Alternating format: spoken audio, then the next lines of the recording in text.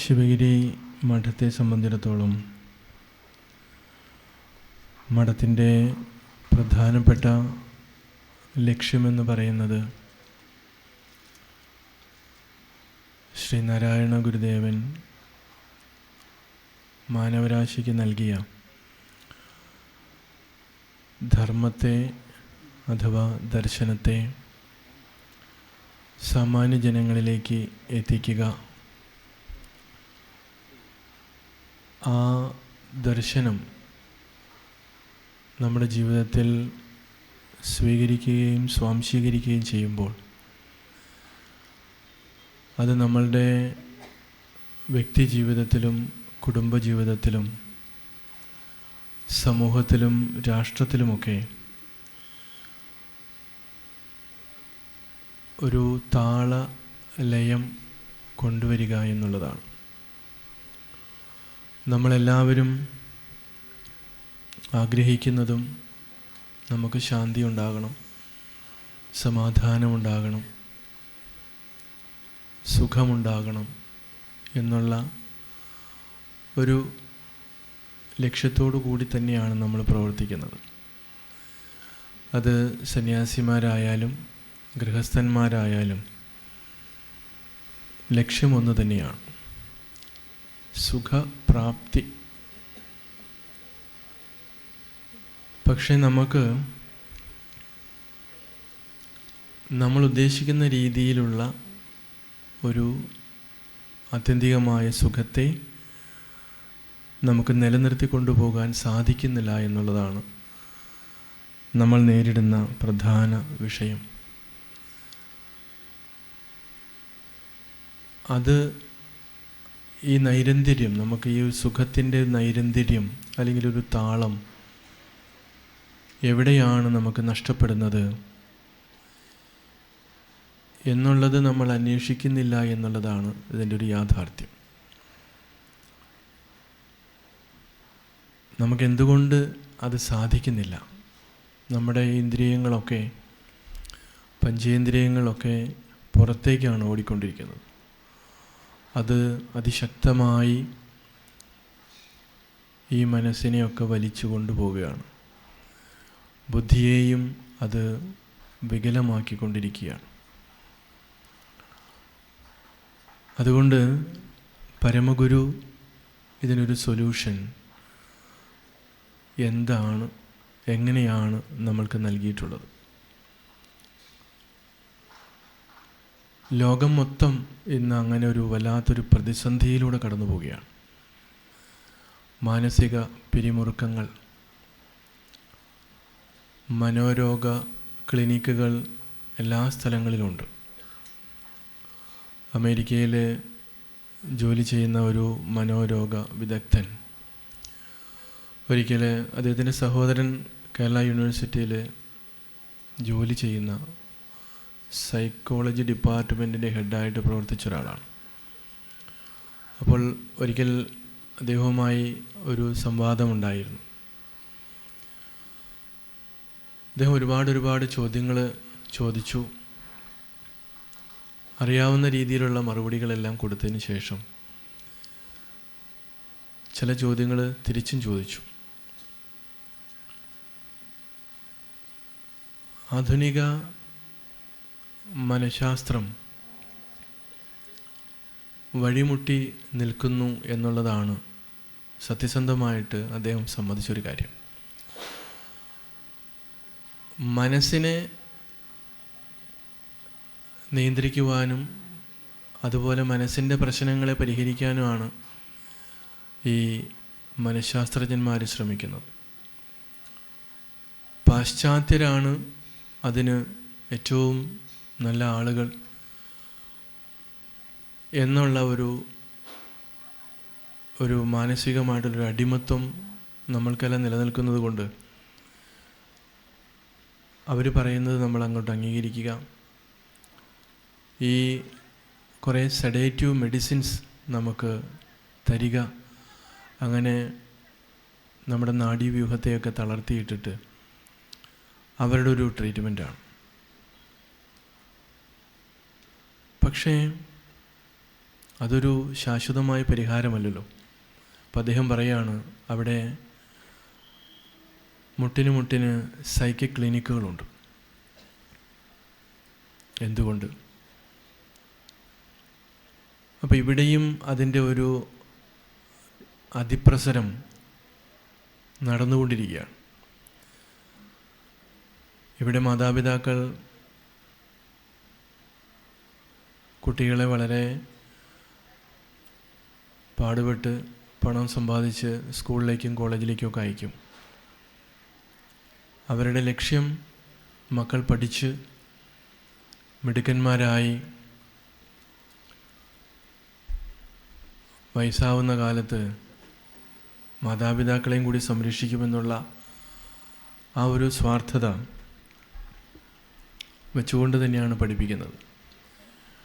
പക്ഷേ നമ്മളുടെ ഇപ്പോഴത്തെ ഗവൺമെൻറ് കണക്കനുസരിച്ച് നോക്കിക്കഴിഞ്ഞാൽ 40% പേരും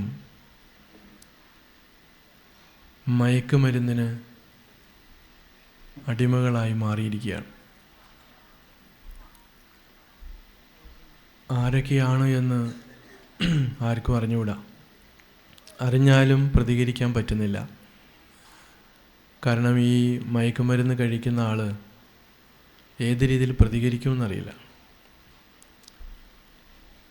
അപ്പോൾ ഇങ്ങനെയൊക്കെ നമ്മുടെ ഓരോരുത്തരുടെയും ജീവിതത്തിൽ, നമ്മുടെ കുടുംബത്തിൽ ഒക്കെ അതിസങ്കീർണമായിട്ടുള്ള മാനസിക പ്രശ്നങ്ങളുടെ ഇടയ്ക്കാണ് ഇതിനൊരു സൊല്യൂഷനായിട്ട് നമ്മൾ ഗുരുവിൻ്റെ ദർശനത്തെ, ഗുരുവിൻ്റെ വാക്യത്തെ നമ്മൾ കാണുന്നത്, അത് പഠിക്കുവാൻ ശ്രമിക്കുന്നതും മറ്റുള്ളവരെ പഠിപ്പിക്കുവാൻ ശ്രമിക്കുന്നതും. പക്ഷെ എന്തുകൊണ്ടാണ് നമുക്കത്, ഗുരുവിൻ്റെ കൃതികളൊക്കെ നമ്മൾ പഠിച്ചാലും ദിവസവും നമ്മൾ പ്രാർത്ഥനകൾ ചൊല്ലിയാലും ഒക്കെ നമ്മൾക്കും എന്തുകൊണ്ടാണ് ഇത്രമാത്രം അസ്വസ്ഥതകൾ ഉണ്ടാകുന്നത്? അത് നമ്മൾ ചിന്തിക്കേണ്ട ഒരു കാര്യമാണ്. മനസ്സിനെ നമുക്ക് ഒരു അടക്കം, മനസ്സിന് ഒരു ബാലൻസ് നമുക്ക് കൊണ്ടുവരാൻ പറ്റുന്നില്ല. ശ്രീനാരായണ ധർമ്മം എന്ന് പറയുന്നത്, അല്ലെങ്കിൽ ശ്രീനാരായണ ദർശനമെന്ന് പറയുന്നത്, ഓരോ മനുഷ്യനും സ്വയമായിട്ട് ആ ഒരു ശാന്തിയിലേക്കും സമാധാനത്തിലേക്കും എത്തിപ്പെടാൻ വേണ്ടിയിട്ടുള്ള അറിവ് പ്രദാനം ചെയ്യുന്നതാണ്. മനസ്സിനെക്കുറിച്ച് പഠിക്കുന്നതാണ്. ഞാൻ നേരത്തെ സൂചിപ്പിച്ച പോലെ മനഃശാസ്ത്രം വെസ്റ്റേൺ കൺട്രീസിലാണ് ഡെവലപ്പ് ചെയ്തതെന്നൊരു തെറ്റായ ധാരണയുണ്ട്. പക്ഷെ നമ്മളുടെ ഗുരു കൈകാര്യം ചെയ്തതും ആയിരത്താണ്ടുകളായി നമ്മുടെ മഹർഷിമാർ കൈകാര്യം ചെയ്ത് വരുന്നതുമായിട്ടുള്ള ഒരു പ്രധാന സംഭവം ഈ മനസ്സാണ്. ഈ മനസ്സിനെക്കുറിച്ചാണ് ആയിരക്കണക്കിന് വർഷങ്ങൾക്ക് മുൻപ് അവർ പഠിച്ച് അതിന് കൃത്യമായ ഒരു സൊല്യൂഷൻ നമ്മൾക്ക് നൽകിയിട്ടുള്ളത്. ദൈവദശകവും ആത്മോപദേശ ശതകവും അതുപോലെ ഗുരുവിൻ്റെ ദർശനമാലയും ഒക്കെ നമ്മൾ നിഷ്പക്ഷമായിട്ട് നമ്മൾ പരിശോധിച്ച് കഴിയുമ്പോൾ, സൂക്ഷ്മമായിട്ട് നമ്മൾ അതിൻ്റെ ആഴങ്ങളിലേക്ക് ഇറങ്ങി ചെല്ലുമ്പോൾ ഈ മനസ്സിനെ അപഗ്രഥിച്ചുകൊണ്ടിരിക്കുകയാണ്. മനസ്സാണ് നമ്മുടെ പ്രശ്നം, വേറെ ഒന്നുമല്ല. നമ്മൾ ഉണർന്നിരിക്കുമ്പോൾ അതിന് ജാഗ്രത അവസ്ഥ എന്നാണ് പറയുന്നത്. ഉണർന്നിരിക്കുമ്പോഴാണ് നമ്മുടെ പ്രശ്നങ്ങൾ മൊത്തം നമുക്കുള്ളത്. ഗാഠനിദ്രയിൽ നമുക്കൊരു പ്രശ്നമില്ല. ഇനി ധ്യാനത്തിൻ്റെ ആഴങ്ങളിലേക്ക് പോകുമ്പോഴും അവിടെ പ്രശ്നമില്ല. അവിടെയും മനസ്സില്ല. മനസ്സ് എവിടെയാണുള്ളത് അവിടെയാണ് പ്രശ്നം. സ്വപ്നത്തിൽ നമുക്ക് പ്രശ്നമാണ്. അപ്പോൾ ജാഗ്രത അവസ്ഥയിലും സ്വപ്നാവസ്ഥയിലും മനസ്സുണ്ട്. അതുകൊണ്ട് തന്നെ നമുക്ക് പ്രശ്നവുമുണ്ട്. അപ്പോൾ ഈ മനസ്സിനെ പാകപ്പെടുത്താതെ, ഈ മനസ്സിനെ നിയന്ത്രിക്കാതെ നമുക്ക് നീ സത്യം, ജ്ഞാനം, ആനന്ദം എന്ന് ദിവസവും നമ്മൾ ചൊല്ലിയത് കൊണ്ട് യാതൊരു പ്രയോജനവും ഇല്ലെന്നാണ് ഞാൻ മനസ്സിലാക്കിയിട്ടുള്ളത്. മറ്റുള്ളവരതെങ്ങനെ മനസ്സിലാക്കിയെന്ന് എനിക്കറിയില്ല. നമ്മൾ നമ്മോട് തന്നെ സത്യസന്ധരായിരിക്കുക എന്നുള്ളതാണ്. ദിവസവും കുറച്ച് സമയമെങ്കിലും ജപിക്കുകയും ധ്യാനിക്കുകയും ചെയ്യുന്ന എത്ര പേര് ഈ കൂട്ടത്തിൽ ഇരിപ്പുണ്ടെന്ന് കൈപൊക്കാമോ? ഓക്കെ, കുറച്ച് പേരുണ്ട്.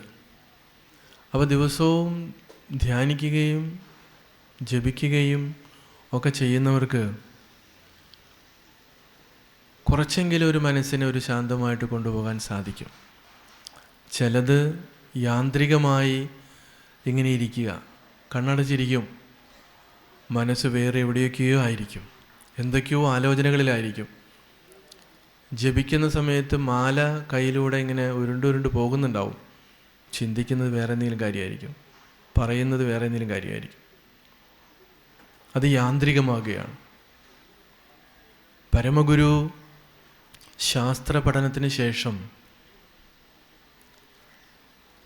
മരുത്വാമലയാണ് ഈ പഠിച്ച സംഗതികളൊക്കെ സത്യമാണോ എന്ന്, അതൊരു പരീക്ഷണശാലയായിരുന്നു.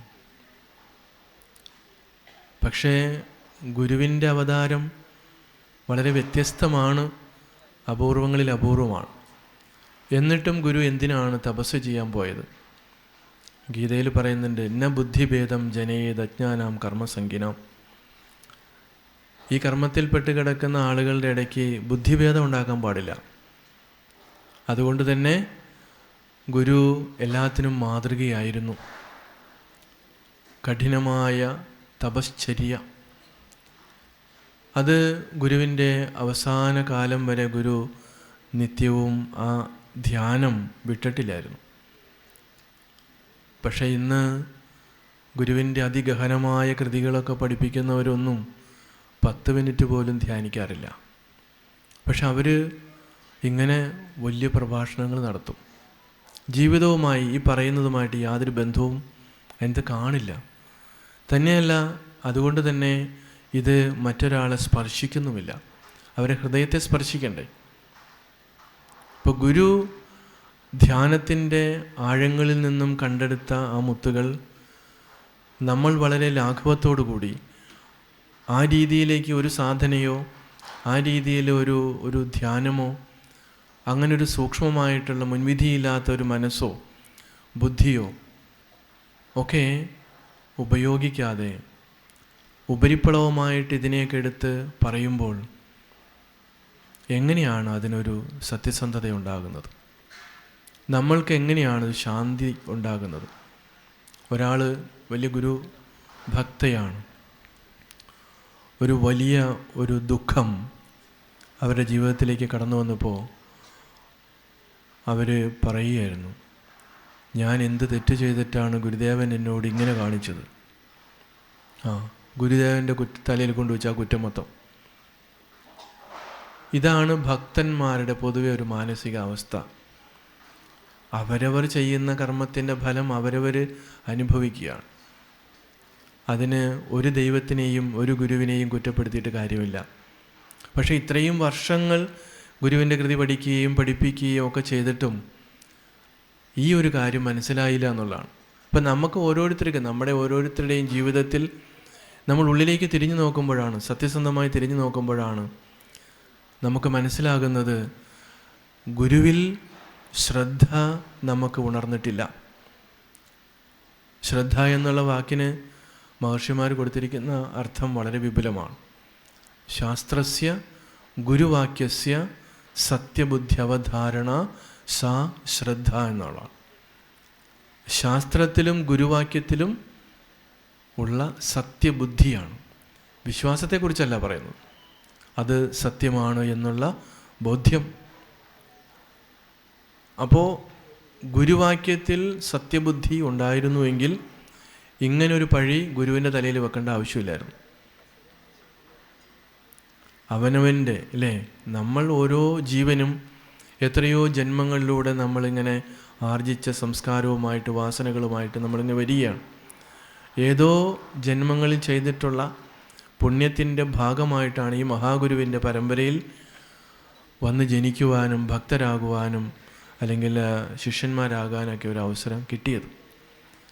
അപ്പോൾ ആ ഭാഗ്യത്തെ, ആ പുണ്യത്തെ നശിപ്പിക്കാതിരിക്കാൻ നമുക്ക് തോന്നണം. നമുക്കതിനുള്ള പരിശ്രമം. അപ്പോൾ ഗുരുവിൻ്റെ സവിധത്തിൽ വരുമ്പോൾ, ഗുരുവിൻ്റെ കൃതികളെക്കുറിച്ച് നമ്മൾ പഠിക്കുമ്പോൾ, അതിൻ്റെ ആഴങ്ങളിലേക്ക് പോകണമെങ്കിൽ നമ്മുടെ മനസ്സിനെ നമുക്ക് ശാന്തമാക്കുവാൻ, കാരണം എല്ലാവരുടെയും മനസ്സിൽ തമോ ഗുണത്തിൻ്റെയും രജോ ഗുണത്തിൻ്റെയും സത്വഗുണത്തിൻ്റെയും ഒക്കെ ആധിക്യമുണ്ടാകും. നിരന്തരമായിട്ടുള്ള ധ്യാനത്തിലൂടെ തമോ ഗുണത്തെ നമുക്ക് കുറയ്ക്കുവാനും രജോ ഗുണത്തെ കുറയ്ക്കുവാനും അതിലൂടെ നമുക്ക് സത്വഗുണത്തെ പുഷ്ടിപ്പെടുത്തുവാനും നമുക്ക് സാധിക്കണം. അത് നിരന്തരമായിട്ടുള്ള ആ ഒരു മനസ്സിൻ്റെ ഒരു ഒബ്സർവേഷൻ നമുക്ക് അത്യന്താപേക്ഷിതമാണ്. അങ്ങനെ വരുമ്പോഴാണ് ഗുരു പറഞ്ഞ ആ കാര്യത്തിൽ, ഗുരുവിൻ്റെ വാക്യത്തിൽ ഗുരു ഒരുപാട് കാര്യങ്ങൾ അരുതെന്ന് പറഞ്ഞിട്ടുണ്ട്, പല കാര്യങ്ങളും ഇത് ചെയ്യണമെന്ന് പറഞ്ഞിട്ടുണ്ട്. അത് സത്യബുദ്ധിയോട് കൂടി നമുക്കത് അനുസരിക്കുവാൻ, നമ്മൾ ഗുരുവിനെ അനുസരിക്കുന്നവരായിട്ട് മാറണം. കൊച്ചു കൊച്ചു കാര്യങ്ങൾ പോലെ ഇപ്പോഴും നമ്മൾ അനുസരിക്കാതിരിക്കുക, അല്ലേ? ഒരു ഉദാഹരണം പറഞ്ഞ മരണാനന്തര കാര്യങ്ങൾ, നമ്മൾ വലിയ കാര്യങ്ങളിലേക്ക് പോകുന്നതിന് മുമ്പ് കൊച്ചു കൊച്ചു കാര്യങ്ങൾ, ശ്രീനാരായണ ധർമ്മം എന്നുള്ള ഇതിനകത്ത് ഗുരു അത് വിശദീകരിക്കുന്നുണ്ട്. ഞാനിത് എടുത്തു പറയാൻ കാരണം, ഗുരുവിൻ്റെ വാക്യത്തിൽ സത്യബുദ്ധി ഇല്ല എന്നുള്ളത് ഒന്ന് സൂചിപ്പിക്കാൻ വേണ്ടിയിട്ടാണ്. ഇപ്പോഴും മരിച്ചു കഴിഞ്ഞാൽ ഗുരു പറഞ്ഞ് 11 ദിവസം നിലവിളക്ക് കത്തിച്ച് എല്ലാവരും പ്രാർത്ഥിക്കണമെന്ന് പറഞ്ഞു. ഇന്നും ഭൂരിഭാഗം വീടുകളിലും നിലവിളക്ക് കത്തിക്കില്ല. അവർ പറയുന്നത് അത് തുടക്കമാണ്, പുലയാണ്, അതുകൊണ്ട് വിളക്ക് കത്തിക്കാൻ പാടില്ല. അപ്പോൾ നമ്മൾ പറയുന്നു ഞങ്ങൾ ഗുരുഭക്തന്മാരാണ്, ഞങ്ങളുടെ ഗുരു ലോകഗുരുവാണ്, വിശ്വഗുരുവാണ്. പക്ഷേ ഗുരു പറയുന്നത് നമ്മൾ അനുസരിക്കത്തില്ല, അല്ലേ? കോട്ടയം അങ്ങോട്ട് ചില ഭാഗങ്ങളിലൊക്കെ വീടിൻ്റെ മുൻപിൽ തന്നെ കുരിയാലി കെട്ടി അവിടെ ബലിയിടിക്കുന്ന ഒരു പരിപാടിയുണ്ട്. ഞാനത് കോട്ടയത്ത് പാമ്പാടിയിൽ ഒരിക്കൽ ചെന്നപ്പോഴാണ് ഈ കാര്യം കാണുന്നത്. അപ്പോൾ അവിടുത്തെ ഒരു ശാന്തിയുടെ വീട്ടിലൊരു മരണം നടന്നപ്പോൾ അവരുടെ മുറ്റത്തും ഒരു കുരിയാലിയൊക്കെ കെട്ടി ഭയങ്കരമായിട്ടുള്ള ബലിയിടിക്കൽ കർമ്മം നടക്കുകയാണ്. ആൾ ഗുരുഭക്തനാണ്. അപ്പം ഞാൻ ചോദിച്ചു, എന്തുകൊണ്ടാണ് ശാന്തി? അത് ഇവിടങ്ങളിൽ ഇങ്ങനെയൊക്കെയാണ്, ഇതൊക്കെ വേണം. അപ്പോൾ ഗുരുവിനെയാണോ വിശ്വാസം, നാട്ടുവിശ്വാസത്തെയാണോ? അരുവിപ്പുറത്ത് ഗുരുവിനെ ദർശിച്ചിട്ടുള്ള ഒരു സുധാകരൻ എന്ന് പറയുന്ന ഒരു വ്യക്തി ഉണ്ടായിരുന്നു. ഒരു 10-18 വർഷം മുൻപ് സച്ചിദാനന്ദ സ്വാമികൾ അരുവിപ്പുറത്ത് വന്നപ്പോൾ അദ്ദേഹം മരിച്ചുപോയെന്നറിഞ്ഞപ്പോൾ സ്വാമിജി പറഞ്ഞൊന്ന് പോയി നമുക്ക് ആ വീട്ടിലൊന്ന് പോകാം എന്ന് പറഞ്ഞ് ഞങ്ങൾ 2 പേരും കൂടി ആ വീട്ടിൽ പോയി. അവിടെ ചെന്നപ്പോൾ നിലവിളക്കൊന്നും കത്തിച്ചിട്ടില്ല, ആ പരിപാടി അവിടെ ഇല്ല. അപ്പോൾ സ്വാമിജി ചോദിച്ചു, ഇവിടെ വിളക്ക് കത്തിച്ച് നിങ്ങൾ പ്രാർത്ഥിക്കാറുണ്ടോ? ഇവർ പരസ്പരം മുഖത്തോട് മുഖം നോക്കിയതല്ലാതെ ആരും മിണ്ടിയില്ല. അപ്പോൾ കാര്യം മനസ്സിലായി. അവസാനം സ്വാമിജി പറഞ്ഞു, നിങ്ങൾക്ക് ഗുരു പറഞ്ഞതാണോ വിശ്വാസം, അതോ നാട്ടുനടപ്പ് ആണോ വിശ്വാസം? അപ്പോൾ സ്വാമിജിയുടെ നിർബന്ധത്തിന് വഴങ്ങി അവർക്ക് ഒരു നിലവിളക്ക് എടുത്തുകൊണ്ട് വരേണ്ടി വന്നു. ആ നിലവിളക്കാണെങ്കിൽ പഴകി തേച്ചിട്ടൊന്നുമില്ല. അങ്ങനെ അത് കൊണ്ടുവന്ന് തുടച്ചു കൊണ്ടുവന്ന് വിളക്ക് കത്തിച്ച് സ്വാമിജി പ്രാർത്ഥന നടത്തി. എന്നിട്ട് പറഞ്ഞു, ദിവസവും ഇത് ചെയ്യണം. നമ്മളൊന്ന് ആലോചിച്ച് നോക്കണം, ഈ വിധമായിട്ടുള്ള അന്ധമായിട്ടുള്ള വിശ്വാസങ്ങളെയും അനാചാരങ്ങളെയും തൂത്തുമാറ്റാൻ വേണ്ടിയിട്ട്, എന്നേക്കുമായിട്ട് ഇല്ലായ്മ ചെയ്യാൻ വേണ്ടിയിട്ടാണ് ആയുസ്സും വപസ്സും ആത്മതപസ്സും ഭഗവാൻ ബലി അർപ്പിച്ചത് നമുക്ക് വേണ്ടി. പക്ഷേ ആ ദേശത്ത് ഇപ്പോഴും, ആ ദേശം മാത്രമല്ല, ഞാൻ ഉദാഹരണം പറഞ്ഞത് നമ്മുടെ കൺമുമ്പിൽ നടക്കുന്ന കാര്യങ്ങൾ പറയാം. എന്നിട്ട് പറയുന്ന ഞങ്ങളൊക്കെ ഗുരുഭക്തന്മാരാണ്, ഞങ്ങളുടെ സ്വന്തമാണ് ഗുരു. ഇനി കുഞ്ഞുങ്ങൾക്ക് ചോറ് കൊടുക്കുന്നതിനും അവർക്ക് അക്ഷരം കുറിക്കുന്നതിനും ഇവരൊക്കെ തിരഞ്ഞെടുക്കുന്ന എവിടെയാ? അതൊക്കെ വേറെ ക്ഷേത്രങ്ങളിലാണ്.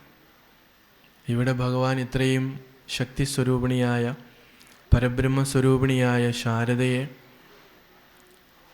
പ്രതിഷ്ഠിച്ചിട്ട് ഇവിടെ വരാൻ ആർക്കും നേരമില്ല. ഇപ്പോൾ ഒക്കെ ഒരുപാട് പത്രങ്ങളിലൊക്കെ ധാരാളം പരസ്യം കണ്ട് അവിടേക്കാണ് എല്ലാവരും ഓട്ടം. ശിവഗിരി തീർത്ഥാടനത്തിൻ്റെ പേരും പറഞ്ഞ് വന്നു കഴിഞ്ഞാൽ പേര് ശിവഗിരി തീർത്ഥാടനം എന്നാണ്. ഒരു പേരിന് അവർ ശിവഗിരി കയറും.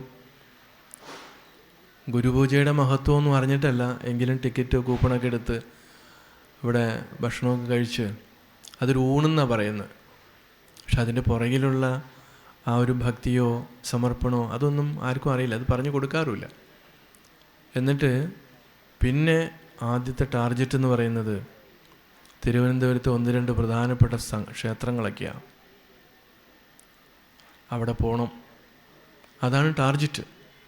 പത്മനാഭനെ ഒന്ന് കാണണം, പൊങ്കാലയ്ക്ക് ഒന്ന് ആ ക്ഷേത്രത്തിലൊന്ന് പോകണം. ഇത് കഴിഞ്ഞ് ഇപ്പോൾ അവിടെ അരിയപ്പുറത്തിനകത്ത് ചെങ്കൽ ശിവലിംഗം ഒരു 10-100 ചില്ലാനം അടി പൊക്കത്തിലുള്ള അത് പണിതിട്ടുണ്ടൊരു സ്വാമി, അതൊന്ന് കാണണം. പിന്നെ അതിൻ്റെ അടുത്ത് വിഴിഞ്ഞത്തിനടുത്ത് ഒരു SNDPയുടെ ഇതിലുള്ള ഒരു ശിവൻ്റെ ഒരു നടരാജ ശില്പമുണ്ട്, അതൊന്ന് കാണണം. പേര് ശിവഗിരി തീർത്ഥാടനം.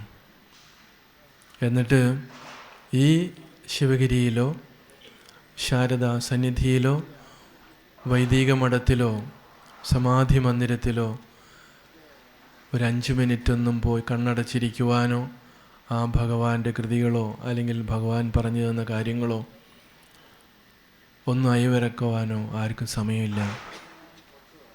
ചെമ്പഴന്തി പോയാൽ ഇത് തന്നെയാണ്, അരുവിപ്പുറത്ത് വന്നാലും ഇതൊക്കെ തന്നെയാണ് ചെയ്യുന്നത്. അപ്പം ഇങ്ങനെ പോയാൽ നമുക്ക് എങ്ങനെയാണ് ശാന്തിയും സമാധാനവും ഉണ്ടാകുക? നമ്മൾക്ക് എങ്ങനെയാണ് ഗുരുവിൽ ശ്രദ്ധ ഉണരുക? ചിന്തിക്കേണ്ട കാര്യമാണ്. അപ്പോൾ ഏറ്റവും ലളിതമായിട്ടുള്ള മരണാനന്തര കാര്യങ്ങളിൽ പോലും പരമഗുരുവിനെ അല്ല നമുക്ക് വിശ്വാസം. അക്ഷരാഭ്യാസമില്ലാത്ത മന്ത്രവാദി എന്ന് പറയുന്ന ഒരു വ്യക്തി പറയുന്നതാണ്. വലിയ പഠിപ്പുള്ള ഡോക്ടറായിരിക്കാം, എൻജിനീയറായിരിക്കാം, അല്ലെങ്കിൽ അങ്ങനെയൊക്കെയുള്ള ഭൗതികമായിട്ട് വിദ്യാസമ്പന്നരായിരിക്കുമ്പോഴും ഈ പഠിപ്പില്ലാത്ത ആൾ പറയുന്നതാണ് ഇവർക്ക് വിശ്വാസം. അപ്പോൾ ആരെയാ നമ്മൾ കുറ്റപ്പെടുത്തുക? എന്തുകൊണ്ടാണ് ഈ അന്ധമായിട്ടുള്ള വിശ്വാസം നമ്മളിൽ രൂഢമൂലമായിരിക്കുന്നത്? ഗുരുവിൻ്റെ വാക്യത്തിൽ നമുക്ക് സത്യബുദ്ധി ഉണ്ടാകുന്ന രീതിയിൽ നമ്മുടെ മാതാപിതാക്കൾ നമ്മൾക്കത് പറഞ്ഞു തന്നിട്ടുണ്ടെങ്കിൽ ഈ ഗതികേടുണ്ടാവുമോ? തലമുറയെ നമ്മൾ പഴിക്കേണ്ട ആവശ്യമില്ല. നമ്മൾ മാതാപിതാക്കൾക്ക്, അതുകൊണ്ടാണ് ശ്രീനാരായണ ധർമ്മത്തിൽ ഗുരു പറയുന്നത് 4 ആശ്രമങ്ങളെക്കുറിച്ച് പറയുന്നുണ്ട്. അതിൽ ഏറ്റവും പ്രധാനപ്പെട്ട ആശ്രമമാണ് ഗൃഹസ്ഥ ആശ്രമം. നമ്മുടെ ശരീരത്തിന് നട്ടെല്ല് എപ്രകാരമാണോ അതുപോലെയാണ് ഈ ഒരു മനുഷ്യ ജന്മത്തിന് ഏറ്റവും പരമപ്രധാനമായിട്ട് നിൽക്കുന്ന ഗൃഹസ്ഥാശ്രമം. നട്ടെല്ലിന് ചെറിയൊരു ക്ഷതം സംഭവിച്ചാൽ അത് ശരീരത്തിൻ്റെ മറ്റെല്ലാ ഭാഗത്തേക്കും അത് ബാധിക്കും, അത് പ്രതിഫലിക്കും, കുഴപ്പങ്ങളുണ്ടാക്കും. അതേപോലെ തന്നെയാണ് ഒരു സംസ്കാരം, ഒരു കുഞ്ഞിൻ്റെ സംസ്കാരം രൂപപ്പെടുന്നതും രൂപപ്പെടുത്തേണ്ടതും ഗൃഹസ്ഥാശ്രമത്തിൽ ഗർഭാവസ്ഥയിലാണ് എന്ന് പറയുന്നുണ്ട്, ഗുരു പറയുന്നുണ്ട്. പക്ഷേ മൊബൈൽ വരുന്നതിന് മുമ്പ് TV സീരിയലിന് മുമ്പിലായിരുന്നു എല്ലാവരും. മൊബൈൽ വന്നപ്പോൾ 24 മണിക്കൂർ ഈ സാധനമാണ് കയ്യിലിരിക്കുന്നത്. അതുകൊണ്ട് തൻ്റെ വയറ്റിൽ വളരുന്ന കുഞ്ഞിൻ്റെ ശ്രദ്ധയിലോ കുഞ്ഞിനെ വളർത്തുന്ന കാര്യത്തിലോ അതിന് സംസ്കാരം ഉണ്ടാകുന്നതിൻ്റെ കാര്യത്തിനെക്കുറിച്ചോ ഈ അമ്മയ്ക്ക് യാതൊരു ബോധം ഉണ്ടാവില്ല.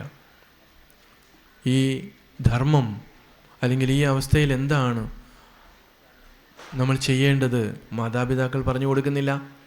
കാരണം അവർക്ക് അറിയില്ല, അവരും ഇങ്ങനെ വളർന്നു വന്നതാണ്. പിന്നെ കെട്ടിച്ചു വിടുന്ന വീട്ടിൽ ചെന്ന് കഴിഞ്ഞാലോ അവിടെ അമ്മായിമ്മ പോരും, അതുപോലെ സ്ത്രീധനത്തിൻ്റെ വിഷയം, അങ്ങനെ 100,000 പ്രശ്നങ്ങളുടെ ഇടയ്ക്ക് ഈ ഗർഭസ്ഥ ശിശു വളരുകയാണ്. ഇതെല്ലാം കണ്ടും കേട്ടും വളർന്ന് അതിന് പോരായികയുള്ളത് മൊബൈലും കൂടി ചേർത്താവുമ്പോൾ സംഗതി ക്ലീനായി. ഇന്ന് എന്നിട്ട് ഇതുപോലെയുള്ള കുട്ടികൾ അവരെ നേരെയാക്കാൻ വേണ്ടി ഇവിടെയൊക്കെ കൊണ്ടുവരും. ഇവിടെ നിന്ന് മാത്രമല്ല, ആശ്രമങ്ങളിലൊക്കെ കൊണ്ടുവരും. സ്വാമിമാരുടെ അടുത്ത് കൊണ്ടുവന്നിട്ട് പറയും, ഇവനെ ഒന്ന് നേരെയാക്കി തരാൻ പറയും. ആർക്കാ നേരെയാക്കാൻ പറ്റുക? അപ്പോൾ ഇതൊക്കെ ഒരുപാട് നമ്മൾ ഗഹനമായിട്ട് ചിന്തിക്കേണ്ട വിഷയങ്ങളാണ്, നമ്മുടെ ദൈനംദിന ജീവിതത്തിലെ വിഷയങ്ങളാണ്. ഗുരു ബ്രഹ്മസത്യം ജഗത് മിഥ്യ എന്ന് സാക്ഷാത്കരിച്ച ആളാണ്. ഈ ജഗത്ത് മിഥ്യയാണെന്നറിഞ്ഞിട്ടും ഈ ജഗത്തിൽ താമസിക്കുന്ന ആളുകളുടെ ദുഃഖങ്ങൾ കണ്ടിട്ട് മനമലിഞ്ഞിട്ടാണ് A to Z കാര്യങ്ങൾ നമുക്ക് പറഞ്ഞു തന്നത്. ഒരു കുഞ്ഞിൻ്റെ സംസ്കാരം, അതിൻ്റെ മരണാനന്തര കാര്യങ്ങൾ ഉൾപ്പെടെ, ഇതിനിടയ്ക്ക് അവൻ ഏറ്റവും ഉദാത്തമായിട്ടുള്ള ആ ബ്രഹ്മജ്ഞാനം ഉൾപ്പെടെ എങ്ങനെ കരസ്ഥമാക്കാം എന്ന് സമഗ്രമായി ഗുരു നമുക്ക് നൽകിയിട്ടുണ്ട്. ഗുരുവിന് ഒരു ആവശ്യമില്ല ഇങ്ങനെയുള്ള കാര്യങ്ങൾ ഇടപെടേണ്ടതായിട്ട്. പക്ഷേ ഇടപെട്ടിട്ടും നമ്മുടെ അല്പബുദ്ധി എന്തു ചെയ്യുന്നു? ഗുരുവിനെ അംഗീകരിക്കാൻ തയ്യാറല്ല. ഗുരു പറഞ്ഞതൊന്നും അത്ര ശരിയല്ല. അതുകൊണ്ടാണല്ലോ നമ്മളിപ്പോഴും ഗുരുവിനെ വിട്ടിട്ട്, ഗുരുവാക്യത്തെ വിട്ടിട്ട് നമ്മൾ മറ്റുള്ളവരുടെ അടുത്തേക്ക് ചേക്കേറുന്നത്, അല്ലേ? ഈ അമ്മമാരെല്ലാം ദിവസവും വീട്ടിൽ പാചകം ചെയ്യുന്ന ആൾക്കാരാണ്. എന്നിട്ട് അത് പോരാഞ്ഞിട്ടാണ് അവർ ഈ വൃത്തികെട്ട റോട്ടിൽ ഈ ചൂട്ടും കൊണ്ടുപോയി അവിടെ ഇരുന്ന് ഈ വെയിലും കൊണ്ട് ഈ തീയും കൊണ്ട് പൊങ്കാലയിടുന്നത്. ഗുരുമന്ദിരങ്ങളിലും ആ പണി ചെയ്യുന്നുണ്ട്. ഒന്ന് ആലോചിച്ച് നോക്കണം നമ്മൾ. ഗുരുവിന് ഗുളികം കൂടി എന്ന് പറഞ്ഞുകൊണ്ട് പൂജ നടത്തുന്ന ശാന്തിക്കാരും തന്ത്രിമാരും സ്വാമിമാരുമുണ്ട്. ഇതിനെല്ലാം എടുത്തു മാറ്റിയതാണ്. അപ്പോൾ ഗുരുവാക്യത്തിൽ ഇവർക്ക് എത്രമാത്രം സത്യബുദ്ധിയുണ്ട്. എന്തിനാണ് ഗുരുക്ഷേത്രങ്ങളിൽ ഗുരുമന്ദിരങ്ങളിൽ പൊങ്കാലയിടുന്നത്? എനിക്ക് മനസ്സിലാകുന്നില്ല. ഞാൻ പലയിടത്തും ചോദിക്കുന്നില്ല, എന്തിനു വേണ്ടി? അവർക്കാർക്കും കൃത്യമായൊരു ഉത്തരമില്ല. ആരോ പറഞ്ഞു, ചെയ്യുന്നു. അപ്പോൾ ഗുരുവിനെ നമ്മൾ ആക്ഷേപിക്കുകയല്ലേ ചെയ്യുന്നത്? ഗുരുക്ഷേത്രങ്ങൾ ചുറ്റും ബലിക്കല്ലുകൾ ഉണ്ടാക്കി ജ്യോത്സ്യന്മാർ പറഞ്ഞനുസരിച്ച് ചെയ്തതാണ്. ഞാൻ പത്തനംതിട്ട ജില്ലയിലൊരു സ്ഥലത്ത്, പേര് പറയുന്നില്ല കാരണം നിങ്ങൾക്കെല്ലാം അറിയാവുന്ന ആളും അതിൻ്റെ ശാഖയൊക്കെയാണ്, അവിടെ ഒരു കമ്മിറ്റിക്കാർ ഇതായിട്ട് തിരിഞ്ഞു. അവരെന്നോട് ചോദിച്ചു, സ്വാമി എന്തെങ്കിലും ഒരു പരിഹാരം. ഞാൻ ശാഖയിൽ എല്ലാവരും വിളിച്ചു വരുത്തുക. അങ്ങനെ ഒരു ദിവസം ഒരു പൊതുയോഗം കൂടി ഇതിൻ്റെ കാര്യങ്ങൾ പറഞ്ഞ് മനസ്സിലാക്കി ഈ ബലിക്കല്ലുകളെല്ലാം പറക്കി കളഞ്ഞു. നമ്മളൊന്ന് ആലോചിച്ച് നോക്കണം. പരബ്രഹ്മസ്വരൂപനായ ഗുരുവിനെ ഒരു സർക്കിളിലേക്ക് ചുരുക്കി ഈ വക വൃത്തികെട്ട പണികൾ കാണിച്ചാൽ നമുക്ക് എങ്ങനെയാണ് സഹിക്കാൻ പറ്റുക?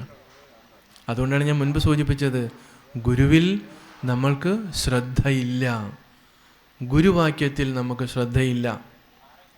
ശാസ്ത്രമെന്ന് പറയുന്നത് എന്താണ്? മുൻപ് ശാസ്ത്രമെന്ന് നമ്മൾ പറയുന്നത്, ലോകം അംഗീകരിച്ചിരിക്കുന്നത് എന്താണ്? ഉപനിഷത്തിനെയാണ്. അപ്പോൾ ആ ഉപനിഷത്തിൻ്റെ സാരമായിട്ട് നമ്മുടെ ഗുരു നമ്മൾക്ക് നൽകിയിട്ടുള്ള ഗുരുവിൻ്റെ കൃതികൾ നമ്മളെ സംബന്ധിച്ചിടത്തോളം അത് നമ്മുടെ ശാസ്ത്രമാണ്. ദൈവദശകം ഉപനിഷത്തിൽ പറഞ്ഞിരിക്കുന്ന അത് കാര്യം തന്നെയാണ് ഗുരു പറയുന്നത്. നീ സത്യം ജ്ഞാനം ആനന്ദം, സത്യം ജ്ഞാനം അനന്തം ബ്രഹ്മ എന്നാണ് ഉപനിഷത്ത് പറയുന്നത്. ഒന്നൊന്നായി എണ്ണി എണ്ണി തൊട്ടെണ്ണം പൊരുളൊടുക്കണം. ഇങ്ങനെ ആ ഗുരുവിൻ്റെ ആ ശാസ്ത്രം, അല്ലേ? ഉപനിഷത്താണത്. ഗുരുവിൻ്റെ കൃതികൾ ഉപനിഷത്താണ്. ഇത് ശാസ്ത്രമാണ്. അപ്പം നമ്മൾ സത്യസന്ധമായിട്ട് ഗുരുവിൽ 100% നമുക്ക് ശ്രദ്ധയുണ്ട് എങ്കിൽ ഈ കാണാവുന്ന അന്ധവിശ്വാസങ്ങളുടെയും അനാചാരങ്ങളുടെയും പുറകെ നമ്മൾ പോകില്ല. ശിവഗിരി തീർത്ഥാടനത്തിന് വന്നാൽ കൃത്യമായിട്ട് ശിവഗിരി തീർത്ഥാടനമായിരിക്കണം. അപ്പോൾ ഇതൊക്കെയാണ് ഗുരുധർമ്മ പ്രചരണ സഭാ പ്രവർത്തകരും ഗുരുഭക്തന്മാരും മറ്റുള്ളവരിലേക്ക് എത്തിക്കേണ്ടത്. ശിവഗിരി മഠം ഉൾപ്പെടെ അതാണ് ചെയ്യുന്നതും ചെയ്യേണ്ടതും. അപ്പോൾ ഇങ്ങനെ നമ്മളുടെ ഗുരുധർമ്മ പ്രബോധനം എന്ന് പറയുമ്പോൾ ഇതിങ്ങനെ വിശാലമായിട്ട് കിടക്കുകയാണ്. നമുക്ക് കുറച്ച് സമയം കൊണ്ടൊന്നും പറഞ്ഞു തരാൻ പറ്റുന്നതല്ല. ഇനിയിപ്പോൾ രണ്ട് പേരും കൂടി സംസാരിക്കാനുണ്ട്. അതുകൊണ്ട് ഞാൻ എൻ്റെ അധ്യക്ഷ പ്രസംഗം ഒരുപാട് നീട്ടുന്നൊന്നുമില്ല. ഞാൻ സാമാന്യമായിട്ടൊന്ന് സൂചിപ്പിച്ചെന്ന് മാത്രമേ ഉള്ളൂ. ഇവിടെ സംസാരിക്കാനിരിക്കുന്ന മോഹനൻ നായരൊക്കെ വലിയ നിരീശ്വരവാദിയായിരുന്നു, വലിയ പാർട്ടി പ്രവർത്തകനായിരുന്നു. അദ്ദേഹത്തിനെ ശ്രീനാരായണ ഗുരുവിനെ എങ്ങനെ ഒന്ന് അടിച്ചമർത്തി ഒന്ന് തേച്ചൊട്ടിക്കാൻ വേണ്ടി പാർട്ടി നിയോഗിച്ചാൽ അദ്ദേഹം അതൊക്കെ പറയും. അങ്ങനെയാണ് അദ്ദേഹം ഗുരുദേവ കൃതി പഠിക്കാൻ തുടങ്ങിയത്. ഗുരുദേവ കൃതി പഠിച്ചു വന്നപ്പോഴല്ലേ അറിയുന്നത് ഇത് പുറത്ത് കാണുന്ന സംഭവമൊന്നുമല്ല. അദ്ദേഹത്തിൻ്റെ വാക്കുകളിൽ അദ്ദേഹം നിങ്ങളോട് സംസാരിക്കും. അപ്പോൾ അങ്ങനെ ഇത് പഠിച്ചു വരുമ്പോഴാണ് നമുക്കതിൻ്റെ മഹിമ മനസ്സിലാകുന്നത്. നമ്മൾ നിശബ്ദരാകും. ഞാനിവിടെ ഗുരുധർമ്മ പ്രചരണ സഭയുടെ സെക്രട്ടറി ആയിരുന്ന സമയത്ത് ഈ ദിവസവും മെഡിറ്റേഷൻ ക്ലാസ്സിനെ കുറിച്ച് പറയുമായിരുന്നു. അപ്പോൾ അതിനകത്ത് പലർക്കും തറയിലിരിക്കാൻ ബുദ്ധിമുട്ടുള്ളത് കൊണ്ടും മനസ്സിനെ അടക്കി ഇരുത്താൻ ബുദ്ധിമുട്ടുള്ളത് കൊണ്ടും അവർ പറയും സാന്ദ്രായൻ സ്വാമിയുടെ ഒരു ഇഷ്ട വിഷയമാണ് ധ്യാനം, അതൊക്കെ വെച്ചിട്ടുണ്ട്, നിങ്ങൾ പോകണമെന്ന് പറയും. ഒരാക്കി പറയുന്നതാണ്. പക്ഷേ ഗുരുധർമ്മ പ്രചരണ സഭാ പ്രവർത്തകരല്ലാതെ ഇതാരാ ചെയ്യേണ്ടുന്നത്? ഗുരുഭക്തന്മാർ, ഗുരുധർമ്മത്തിനെ പ്രചരിപ്പിക്കുന്നവർ, അവരെല്ലാം അതിൽപ്പെട്ടവരാണ്. അപ്പോൾ അതുകൊണ്ടാണ് നമ്മുടെ അനുഷ്ഠാനം കൃത്യമായി നമുക്ക് ജപിക്കുവാനും ധ്യാനിക്കുവാനും നമ്മുടെ ഒരു അനുഷ്ഠാനം നമുക്ക് കൃത്യമായിട്ട് ഉണ്ടാവണം. സച്ചിദാനന്ദ സ്വാമിജി അരിയപ്പുറത്തെക്കുറിച്ച് സൂചിപ്പിച്ചു. ഞാൻ അവിടെ ചെന്നിട്ട് ആദ്യമായിട്ട് ചെയ്തൊരു കാര്യം, അതിപ്പോൾ ഞാൻ സ്വയം പറയുമ്പോൾ പൊങ്ങച്ചമായിട്ട് തോന്നും. പക്ഷെ പൊങ്ങച്ചത്തിനല്ല പറയുന്നത്, അറിയാൻ വേണ്ടി. നമ്മളിവിടെ ധർമ്മത്തിൽ ഗുരുവിന് സേവ ചെയ്യുന്ന അല്ലെങ്കിൽ ഗുരുവിൽ സമർപ്പിത ചേതസ്സുകളായിട്ടിരിക്കുന്ന ആളുകൾ, അതുകൊണ്ട് ഞാൻ പറയുകയാണ്. ഞാൻ അരിയപ്പുറത്ത് ചെല്ലുമ്പോൾ ഗുരു വിശ്രമിച്ചിരുന്ന മുറി അത് പൊട്ടിപ്പൊളിഞ്ഞ് നാശമായിട്ട് കിടക്കുക. ഇവിടെ ശിവഗിരി തീർത്ഥാടനത്തിന് വന്ന ഒരു കട്ടൗട്ടർ, ഗുരു നിൽക്കുന്ന ഒരു രൂപത്തിലുള്ള ഒരു പ്ലോട്ട്, അത് ആരോ മേടിച്ചു കൊണ്ട് പോയിട്ട് ഗുരു വിശ്രമിച്ചിരുന്ന റൂമിൽ അവിടെ കൊണ്ടുവച്ചു. വടി കുത്തിപ്പിടിച്ച് നിൽക്കുന്ന രൂപമായിരുന്നു. അതിങ്ങനെ ആടിക്കൊണ്ടിരിക്കുന്ന രൂപമാണ്. അപ്പോൾ എനിക്ക് വലിയ ദുഃഖം തോന്നി. കാരണം ഞാൻ അരിയപ്പുറത്തെക്കുറിച്ച് പഠിച്ചിട്ടുള്ളതും ഭഗവാൻ തപസ് ചെയ്തതിനെക്കുറിച്ചൊക്കെയുള്ള ഒരു സങ്കല്പം നമുക്കുണ്ട്. അവിടെ ചെല്ലുമ്പോഴാണ് പൊട്ടിപ്പൊളിഞ്ഞ് ആ മുറിയുടെ മുൻവശത്ത് ഒരു ഹോമകുണ്ഡം ഉണ്ടാക്കി അതിനകത്ത് ഹോമമൊക്കെ നടത്തി ആ മച്ചൊക്കെ കരി പിടിച്ച് വൈകുന്നേരം രാത്രി എല്ലാവരും കിടന്നു കഴിയുമ്പോൾ ആ ഹോമകുണ്ഡത്തിൽ പട്ടി കയറിക്കിടന്ന് രാവിലെ അതിനകത്ത് തന്നെ ഹോമം നടത്തി. ഒരു വല്ലാത്തൊരവസ്ഥയായിരുന്നു, അനാഥമായിട്ട്. അപ്പോൾ നമ്മൾ ആ മുറി ഒക്കെ ഒന്ന് വൃത്തിയാക്കി ഗുരുവിൻ്റെ ഒറിജിനലായിട്ടുള്ള ഗുരു കസേരയിലിരിക്കുന്ന ഒരു ഫോട്ടോ നമ്മൾ തയ്യാറാക്കി അവിടെ പ്രതിഷ്ഠിച്ചു. പ്രകാശാനന്ദ സ്വാമികളായിരുന്നു അന്ന് അത് പ്രതിഷ്ഠ നടത്തിയത്. അപ്പോൾ എനിക്കെതിരെ വലിയൊരു ആരോപണം പോന്നു. നിന്ന ഗുരുവിനെ ഇരുത്തി ഇനി കുറച്ച് കഴിയുമ്പോൾ കിടത്തും, പിന്നെ ഗുരുവിനെ കാണില്ല എന്ന്. അപ്പോൾ അരിയപ്പുറത്ത് ഞാൻ നേരിട്ട് ചില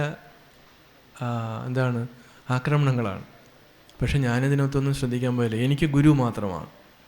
അതുകൊണ്ട് ഞാൻ സത്യസന്ധമായി ആ കാര്യങ്ങളൊക്കെ ചെയ്തു. ദിവസവും ഗുരു രചിച്ച ഹോമമന്ത്രം ഉപയോഗിച്ച് ശാന്തി ഹോമം നടത്താൻ തുടങ്ങി. ഗുരുവിൻ്റെ മന്ത്രം നമ്മളെല്ലാ ചതയത്തിനും നമ്മളവിടെ ജപിക്കാൻ തുടങ്ങി. പിന്നീട് നെയ്യാറ്റിൻകര ഹോസ്പിറ്റലിൽ രോഗികൾക്ക് വേണ്ടി നമ്മൾ അന്നദാനം കൊടുക്കാൻ തുടങ്ങി. അത് ഞാനിവിടെ ജനറൽ സെക്രട്ടറി ആയിരുന്ന സമയത്ത് ഇവിടുത്തെ ഹോസ്പിറ്റലിൽ കൊടുക്കുമായിരുന്നു. പിന്നെ കൊറോണയൊക്കെ വന്നതോടുകൂടി നിന്നുപോയി. പിന്നീട് അത് പല കാരണങ്ങൾ കൊണ്ടും കൊടുക്കാൻ സാധിച്ചില്ല. അപ്പോൾ അരിയപ്പുറത്ത് അത് ഇപ്പോഴും നടക്കുന്നുണ്ട്. ഏകദേശം 1000-1200 പേർക്ക് എല്ലാ മാസച്ചതയത്തിനും ഹോസ്പിറ്റലിൽ നമ്മൾ അന്നദാനം കൊടുക്കുന്നുണ്ട്.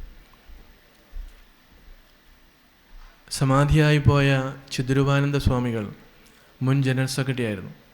അദ്ദേഹം പിന്നീട് കാഞ്ചീപുരത്തെ ആശ്രമത്തിൻ്റെ ചാർജ് എടുത്ത് അവിടെ അദ്ദേഹം ചാർജ് എടുത്തു കഴിഞ്ഞപ്പോൾ അദ്ദേഹം ദിവസവും ഈ ശാന്തി ഹോമം ചെയ്യുമായിരുന്നു. അതിനുശേഷമാണ് അദ്ദേഹം അവിടെ മുനിവരാശ്രമം അവിടെ സ്കൂൾ തുടങ്ങി.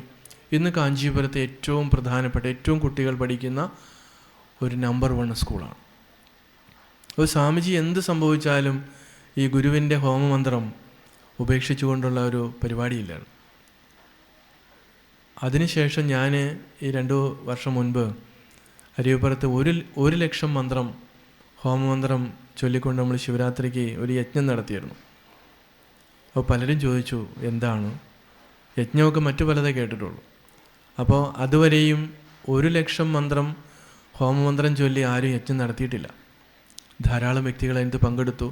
ഇന്ന് പല യൂണിയനിലും പല വീടുകളിലും ഇതിൽ നിന്നും പ്രചോദനം ഉൾക്കൊണ്ടുകൊണ്ട് ചെയ്യുന്നുണ്ട്.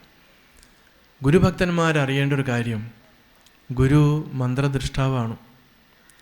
നിങ്ങൾ മറ്റ് ക്ഷേത്രങ്ങളിൽ മറ്റ് പൂജകൾ അല്ലെങ്കിൽ മറ്റുള്ള ഹോമങ്ങളൊക്കെ നടത്തുന്നതിന് പകരം ദിവസവും ഈ മന്ത്രം നിങ്ങളുടെ വീട്ടിൽ, ഇത് ഹോമം ചെയ്യാൻ പറ്റുന്നില്ലെങ്കിൽ കുഴപ്പമില്ല, നിങ്ങളൊരു മിനിമം ഒരു 9 പ്രാവശ്യം തെറ്റുകൂടാതെ രാവിലെ അത് ജപിച്ചാൽ മതി. നമ്മൾ നേരിടുന്ന ധാരാളം പ്രശ്നങ്ങൾക്ക് പരിഹാരമാവും. കാരണം അത് പഠിക്കണം. ഇപ്പം നമ്മൾ സ്വയം ചെയ്യുന്ന അത്രയും ഗുണം മറ്റുള്ളതിന് കിട്ടത്തില്ല. അങ്ങനെ നിരന്തരമായി നമ്മൾ ഗുരുവിൽ സമർപ്പിച്ച് കർമ്മങ്ങൾ ചെയ്യുമ്പോഴാണ് മാറ്റങ്ങൾ ഉണ്ടാകുന്നത്. ഇപ്പോൾ ഒരു 10-18 വർഷമായി അവിടെ നമ്മൾ ഗുരു തുടങ്ങിയ സ്കൂളൊക്കെ പുനരാരംഭിച്ചു. പക്ഷെ മാറി മാറി വന്ന ഗവൺമെൻറ്റുകളുടെ അടുത്ത് നമ്മൾ അനുവാദം ചോദിച്ചിട്ടും അവിടെ അതിന് അനുവാദം കിട്ടിയിട്ടില്ല. അതുകൊണ്ട് നമ്മൾ 7ാം ക്ലാസ്സിൽ തന്നെ നിൽക്കുക. നമ്മുടെ അവിടെ ഒരു 300ഓളം കുട്ടികൾ പഠിച്ചിരുന്നു. അപ്പോൾ ഏത് ഗവൺമെൻറ് വന്നാലും അവരുടെ നയം CBSE സിലബസിന് പുതിയ പെർമിഷൻ കൊടുക്കണ്ട എന്നുള്ളതാണ്. നമുക്ക് എന്ത് ചെയ്യാൻ പറ്റും?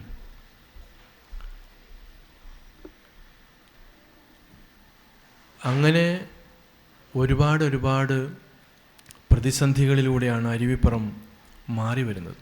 ഞാനത് സൂചിപ്പിക്കാൻ കാരണം, നമ്മൾ ഗുരുവിൽ സമർപ്പിച്ച് നമ്മൾ ആ 100% ശ്രദ്ധയുള്ളവരായി മാറാൻ വേണ്ടി ഞാനൊരു ഉദാഹരണം പറഞ്ഞെന്ന് മാത്രമേ ഉള്ളൂ. അപ്പം നമുക്കെല്ലാവർക്കും വേണ്ടുന്നത് പരമഗുരുവിൽ 100% സത്യബുദ്ധി ഉണ്ടാകണം. ഗുരുവിൻ്റെ കൃതികൾ നമ്മൾ കാണാതെ പഠിച്ചിട്ട് മാത്രം കാര്യമില്ല. അപ്പം ഇങ്ങനെ ഇനി നമ്മൾ അടുത്ത ശിവരാത്രിക്ക് ചെയ്യാൻ പോകുന്നത് ഓം ശ്രീനാരായണ പരമഗുരവേ എന്നുള്ള മന്ത്രം 1 കോടി ജപിക്കാൻ പോവാണ്. 1 കോടി. ഇപ്പം നിങ്ങളെല്ലാവരും ഞാൻ അങ്ങോട്ട് ക്ഷണിക്കുകയാണ്. ഓരോ ദിവസം 10 ലക്ഷം മന്ത്രങ്ങളാണ്. ശിവരാത്രിക്ക് കൊടി കയറുന്ന അന്ന് മുതൽ ശിവരാത്രി ദിവസം വരെ. ശിവരാത്രിയുടെ അന്ന് നമ്മൾ 1008 കുടം അഭിഷേകം ശങ്കരൻകുഴിയിൽ നിന്നെടുത്ത് നമ്മൾ അഭിഷേകം ചെയ്യുന്നുണ്ട്. അത് തുടങ്ങിയ സമയത്തൊക്കെ ഒരുപാട് വിമർശനങ്ങളുണ്ടായി. അത് നദിയിലെ ജലം അഴുക്കാണ്, ചെയ്യാൻ പാടില്ല എന്നൊക്കെ. ഭഗവാൻ ശങ്കരൻകുഴിയിൽ നിന്നാണ് ശിവലിംഗം മുങ്ങിയെടുത്തത്. അതിനുശേഷം പിന്നെ ആരും ഈ ശിവലിംഗത്തിൽ ഈ അഭിഷേകവും നടത്തിയിട്ടില്ല. അപ്പം നമ്മൾ തുടങ്ങി. ഇന്ന് ഒരു 3000-ലധികം പേര് ശിവരാത്രി രാത്രിയിൽ അവിടെ ഉണ്ടാകും. അവരെല്ലാം ഓം നമഃ ശിവായ ജപിച്ചുകൊണ്ട് ഈ 1008 കുടം ഓരോ അവരുടെ കൈകളിലൂടെ പോയാണ് അത് അഭിഷേകം നടത്തുന്നത്. ഞാൻ പറയുന്നത്, നമ്മൾ ഗുരുഭക്തന്മാർ അവർ ലോകത്തിൻ്റെ ഏത് മുക്കിലും മൂലയിലുണ്ടെങ്കിലും ശിവരാത്രി ദിവസം അരുവിപ്പുറത്ത് എത്തണം.